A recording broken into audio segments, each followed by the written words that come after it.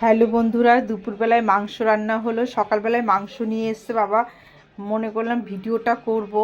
এত ব্যস্ত, এদিকে মাছ, এদিকে মাংস, এদিকে তরকারি, সারা রান্নাঘরে সবজি ছড়ানো, এগুলো গোছাবো, এদিকে ধোবো, এদিকে মশলা করব, মানে কোনো দিকে কিছু করেই পারিনি। তারপরে সে আর ভিডিও করার কথা ভুলেও গেছি।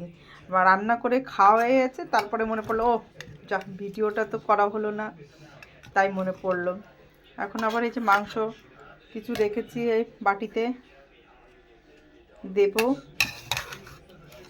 এই পাশের ঘরে একটু দেব। সে মাংস রান্না করব, খাবো, মানে এত ব্যস্ত, সারা দিনে আর সময়ই পেলাম না।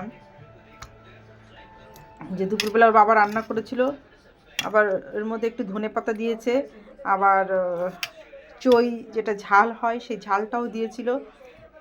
এই যে এটাকে বলে চই, এই যে এটাকে বলে চই, ছোট ছোট করে কেটে দিয়েছে, যে এটাতে বেশ ঝাল ঝাল লাগে, খেতে টেস্ট হয়।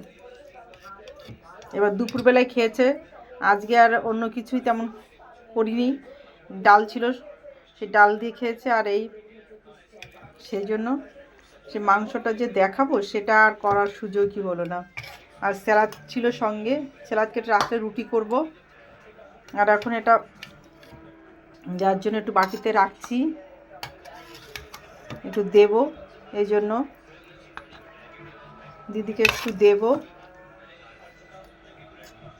আবার আলু খায় না, মাংস খেতে চায় না, বলে আমাদের সবজি দেবে।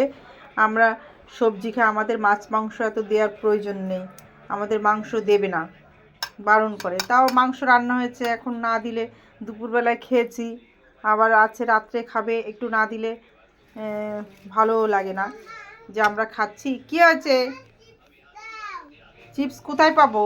আর চিপস নেই। ওকে।